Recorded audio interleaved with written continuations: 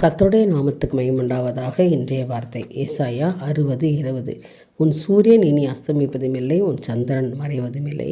கர்த்தரே உனக்கு நித்திய வெளிச்சமாயிருப்பார். உன் துக்க நாட்கள் முடிந்து போகும். எனக்கு அருமையானவர்களே, உங்களுடைய துக்கங்கள்லாம் முடிந்து போயிடுச்சு.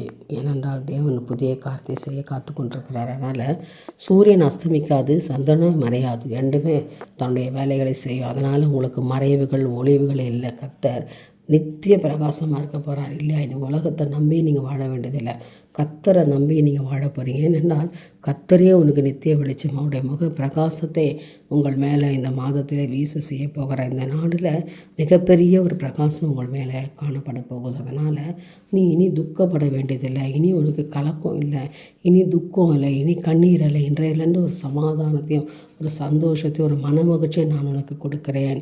விசுவாசிக்கிறோம், ஆமேன்னு சொல்லுங்கள். கர்த்தர் நமக்கு மனமகிழ்ச்சியை கொடுக்குறார். அதனால் நீ இனி கலங்கி கொண்டு இருக்க வேண்டியதில்லை.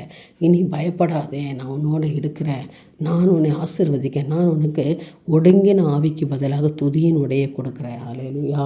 ஒடுங்கி இருக்கிறையா, நான் உனக்கு சந்தோஷத்தை சமாதானத்தையும் கொடுக்குறேன். நீ துதிக்கத்தக்கதாய் உன் ஆசீர்வாதத்தை தேவனிடத்தில் பெற்றுக்கொள்ளத்தக்கதாய் நான் இந்த தினத்தில் ஒரு பெரிய மாற்றத்தை உண்டு பண்ணுகிறேன் என்று வாக்கு கொடுக்குறேன். அதனால் நீங்கள் சொல்லணும், என் சூரியன் என்னை அசமதிப்பதில்லை, மறைவதும் இல்லை, என் தேவனாகிய ஆண்டவரே எனக்கு நித்திய வெளிச்சமாக இருப்பார் என்று சொல்லுங்கள்.